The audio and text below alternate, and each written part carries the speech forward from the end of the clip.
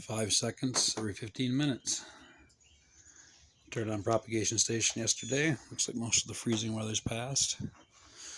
Getting quite a bit of growth out of these new hardwood cuttings from this winter.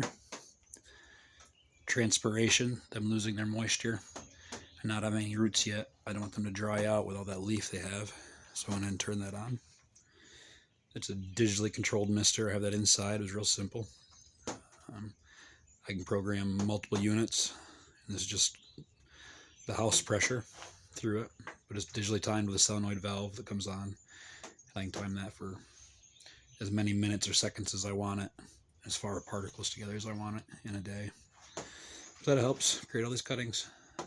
Change can be better than a holiday. Peace.